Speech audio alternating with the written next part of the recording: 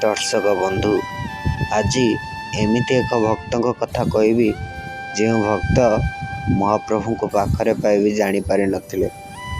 सतरे दर्शक बंधु महाप्रभु केतबेले केउं रूप नहीं आसती से कथा मुनि ऋषि भी जापारती नहीं। पिपिली रे रुहती जड़े वृद्धा मौसी मौसी जनक प्रतिदिन महाप्रभु प्रसाद प्रस्तुत करी नहीं पुरी जाती एवं महाप्रभु पाखरे भोग लगाती। बुढ़ी मौसी जनक संपूर्ण एकुटिया। बुढ़ी मौसी सिना एकुटिया ले से केबे निजकू एकुटिया मन करि नाहंती।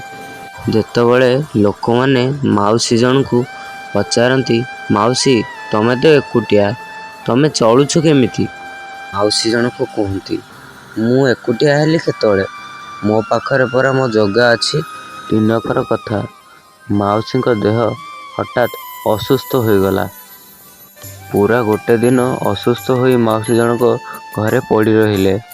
घरे सेवा सूचना करने केही भी नाहंती। मौसी जनक असुस्थ हो निज काम भी से निजे करि पारु नथांती।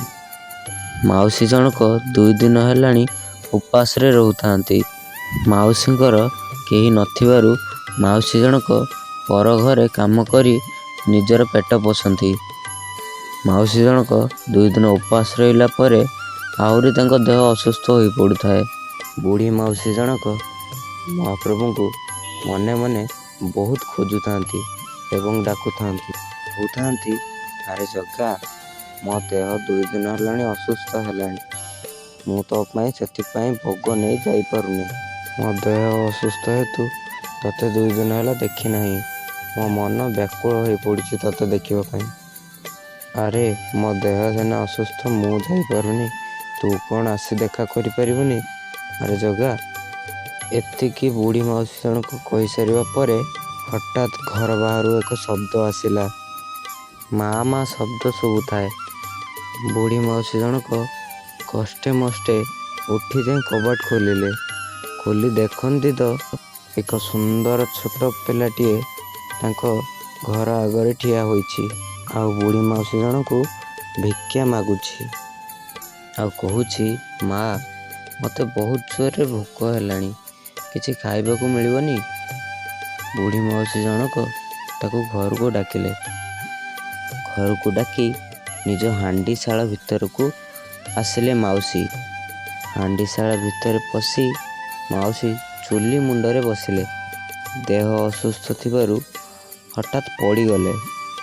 बालक जनक देखी मौसी की शीघ्र जाई उठेले एवं कहले माँ आपनको देह असुस्थ लगुछि। मौसी सेठू कहले हाँ रे पुओ मो देह 2 दिन हेलाणी बहुत असुस्थ अछि सेइथिपाई मु मो जगा को 2 दिन हेलाणी देखी नहीं। बालक जनक कहले माँ आपणकर सेवा सूचना करने पाई आपणको घरे कौन आउ केही नाहंती? मौसी मना कले मोर आउ केही नाहंती मोर केवल जगा ही अछि आउ केही नाहंती मोर। बालक जनक कहले माँ आपणकर जदि केही नहीं तो मु एठी रहिबी आपणको देह सुस्थ हेबा पर्यंत एवं सेवा करिबी। मौसी कहले तू तो एते छोट पिलाटीए तू कौन बाबा पारिबू? बालक जनक कहले हाँ माँ मु पारिबी।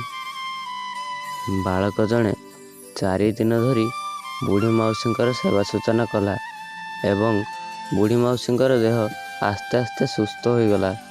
बुढ़ी मौसींकर देह पूरा सुस्थ हो जावा परे बुढ़ी मौसी जनक बालक को कहले अरे पुओ तू एते दिन धरी मोर सेवा सूचना कलु आउ मते रोषे करी खाइबाकू भी देलु तो मु आज रोषे करुछि तते आज खाइबाकू देबी। बालक जने कहले हौ माँ पुओ तू आसन पकई बस मु खाइबा नहीं आसुछि। बालक जनक आसन पकई बसिला। बुढ़ी मौसी खाइबा आनी ता पाखरे रखिले एवं तारी पाखरे बसिले। बुढ़ी मौसी ताकू चाही रही टिके पत्ता पकई खोलिला बेलू पिला जनक कुआड़े उभा नहीं जाइछि। मौसी जनक अनेक खोजा खोजी कले ହେଲେ ପାଇଲେନି। ମାଉସୀ ଅନେକ ଚିନ୍ତା କଲା ପରେ ତାଙ୍କ ମନକୁ ଏକ କଥା ଆସିଲା, ଇଏ ଆଉ ଜଗା ନୁହଁ ତ? ମାଉସୀ ଜଣକ ସେଇଠି ଭାବବିହ୍ୱଳ ହୋଇ ତାଙ୍କ ପ୍ରାଣ ଛାଡ଼ିଗଲା। ସତରେ ଦର୍ଶକ ବନ୍ଧୁ, ଯାହାର କେହି ନାହିଁ ତାହାର ଜଗା ଅଛି। ଦର୍ଶକ ବନ୍ଧୁ, ଭାବଗ୍ରାହୀ କେତେବେଳେ କେଉଁ ରୂପ ନେଇ ଆସିବେ ସେ କଥା ମୁନି ଋଷି ବି ଜାଣିପାରିବେ ନାହିଁ।